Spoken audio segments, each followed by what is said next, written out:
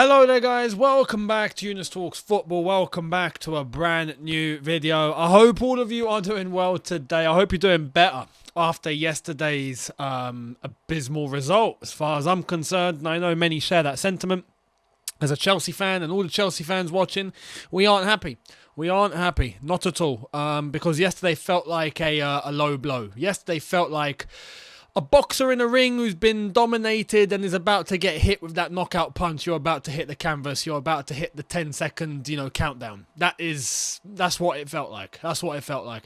Because now, even trying to have a conversation about winning the league, nah. After yesterday, that's pretty much done and set in the water. Over. And that's what stings a little bit. So we have to look at what do we do now? What do we do? And there's a few things I want to discuss today. Before I do, though, I want to let you guys know, don't forget, check out my second channel, Younes Talks.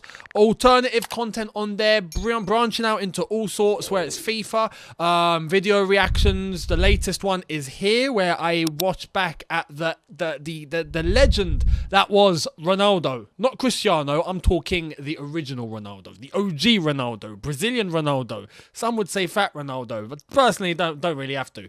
But top video that I reacted to. I recommend you guys have a look. Subscribe to the channel. Check out my Twitch where I'm doing those streams and clipping the clips from. So yeah, have a look and enjoy. Now, yesterday's result was poor.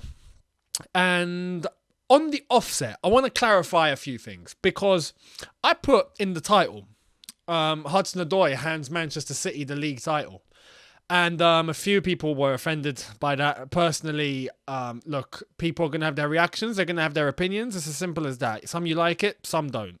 That's how it is. Personally, that is how I felt. So I'm not going to shy away from it because some people didn't like it. It's as simple as that. Now, some people are saying, don't blame a 21-year-old. He's not the sole reason why. And yeah, I agree. But that was the key moment of the entire match. And it adds on form. Actually, form's the wrong word. It adds on the lack of threat in the final third from Hudson-Odoi that we have seen time and time again. And yesterday was the peak. Yesterday was where it hit a level that I didn't think I'd ever see. So that is why I put it there. Because if he had put that chance away like he should have, if he had not been as clumsy or as naive or as scared or whatever the hell was going through his head, we would have buried that. It would have been 2-0. We would have got 3 points. We'll still be in a title race. It's as simple as that. If some want to deny it, they can deny it. If some approve it, they approve it. But that's how I see it. Now, some are going to say, but there were other opportunities. Well, I made it clear in yesterday's video. There are chances. Players miss. That's normal. Players miss. But when you have such an important role, and your role in that front three is to be one of the guys that's going to provide the goals and assists, you're one of the attackers. We have to stop relying on Ben Chilwell and Reece James to score the goals for us. I would like to see it come from our forward players. So when I see a chance like that miss, as I've said, players are allowed to miss. Players are allowed to have chances go wide, go saved, over the bar, whatever. But there's chances that you miss and it's okay and you miss them and that happens. And then there's chances that you just don't. And yesterday, 2v1 at the Bridge, Chelsea against Brighton. It's not even Chelsea against Man City or Liverpool. Or we're facing Atletico Madrid, where they're known for defending. It's Brighton, with all due respect. And as good as they were yesterday, they dominated us in the second half. But that shouldn't be where we are. 2v1. And we bottle it in that way. And that could have wrapped up 3 points for us. Of course I'm going to say that's cost us the league. And Hudson-Odoi was the one that was responsible for that. It's as simple as that. Listen, if you are at Chelsea, this is the thing. I don't want standards to start slipping. I don't want people to become ultra sensitive, right? Because he's 21 and, oh, okay, we're going to have to give all the time in the world for him to develop. This is Chelsea. You've got to set a standard. As I've said, you're allowed to miss. There are things that you're allowed to do, but there are things you're not allowed to do. Not at this level. I don't care if you're 21 or if you're 18, right? You come into this team, there is a standard. If you are below that standard, you don't belong in the team. Simple as that. Simple as that. That chance that was begging yesterday, that went begging, is something that pretty much, honestly, we're talking non-league, where you'd expect to score that. We are talking about the top end, elite end of Premier League football. And we're missing that. Nah. That can't go. That can't slide. We can't just let that slide. We can't. There's got to be questions asked. And some are going to stress that a player like Hudson-Odoi needs all the time to develop. He's 21 years old, but let's be honest, he's been in the first team squad since Sarri. That's a while. That's more than enough time to be able to show signs of progression. I understand he had that injury. Fair play to him, and he's come back from that. Much like we saw Ruben come back from it. And fair play. That is completely understandable. But that development needs to be there since he's come back. Have we seen progression? In some, yes, but then we've seen dips.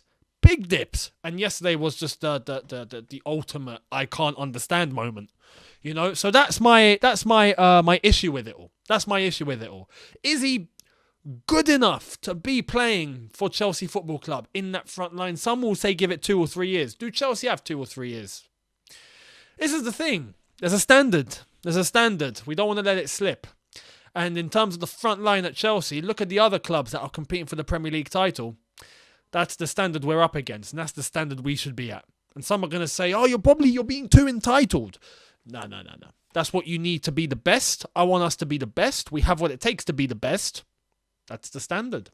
Now, in terms of Chelsea and where we go, right, here's the thing. Title race now pretty much done. Unless if a miracle happens.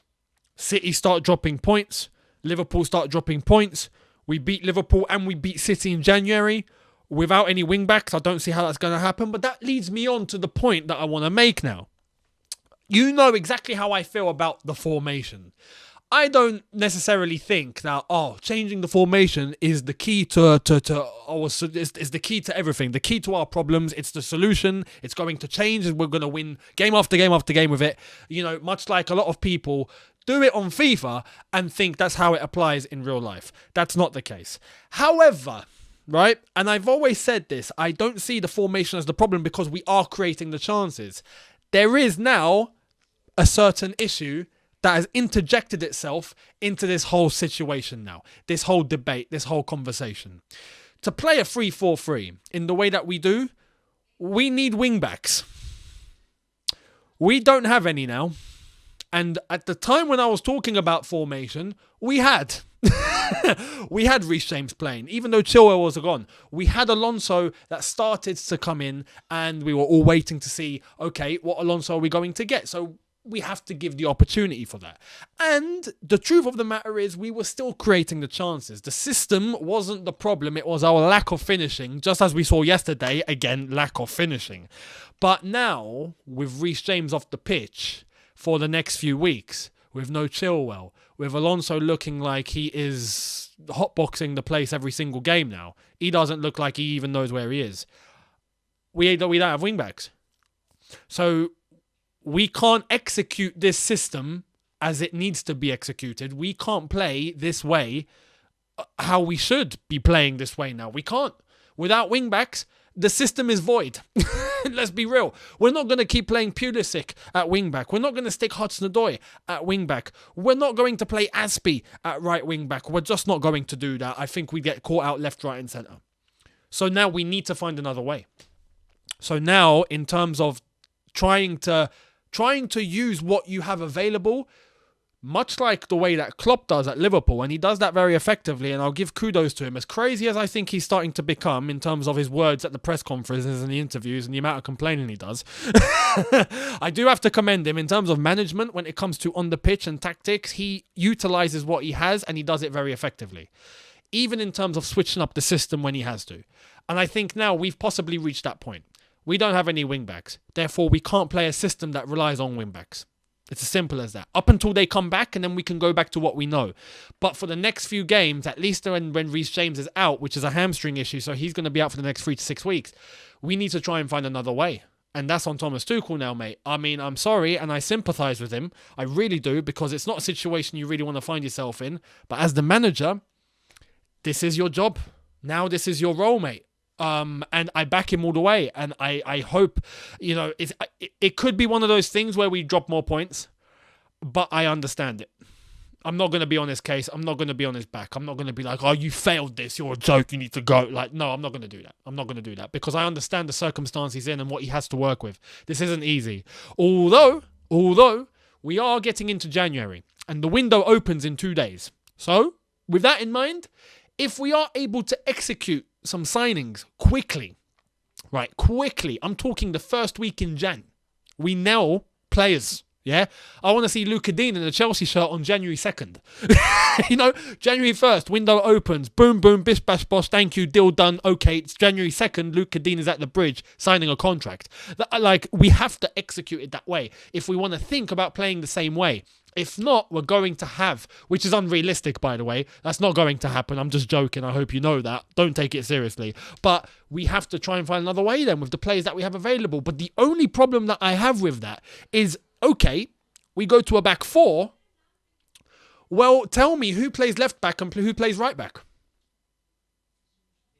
Are we going to have to play Aspi at right back? Are we going to have to play Chalobah at right back? Are we going to have to play Alonso at left back? Which is going to be a calamity, if I'm just being honest. Because at least in the wing back, he has two centre backs that can help protect him. You have one that can tuck in behind, and you have the centre back that can add as support. With a back four, you've got one. And then the other central defender is on the other side of the pitch, pretty much, and has to take even longer to catch up and add as backup and exposes more space on the other side. So if the ball switches over, you leave yourself open. So this is why I'm scared about going to a back four, because I feel like if we have an Alonso at left back, he's getting dominated. At left wing back, he's more effective than he is at left back. And that says something, because at left wing back, he's not playing very well.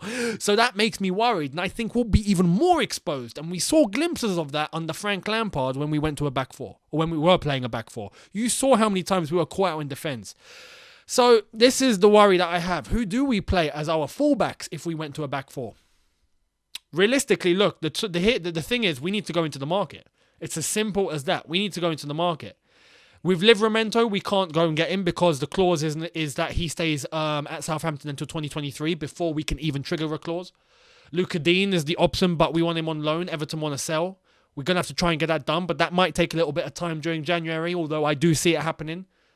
What about a right back now, or a right wing back, seeing as Reece James is out for the next few weeks? We only have Aspi or Pulisic.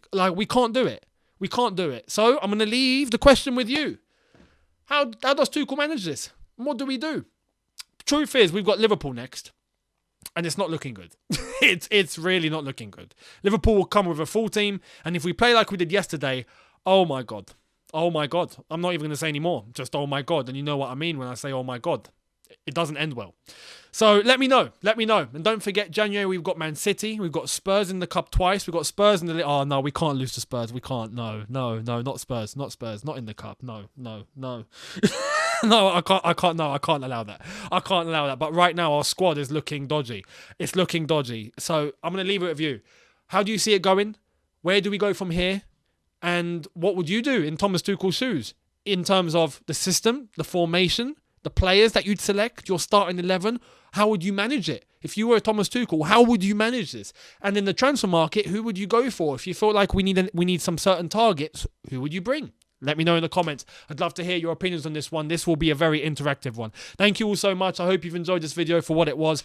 Make sure you subscribe if you are new. Hit that notification bell to be notified once I've uploaded. Smash the like button if you've enjoyed this. Don't forget to check out my second channel as well. My Twitch links are in the description. Latest video on Younes Talks is here, so make sure you click here now and have a look. Enjoy, subscribe over there, and I will see all of you tomorrow for a brand new video. Have a good one. See you tomorrow, people. Take care and peace.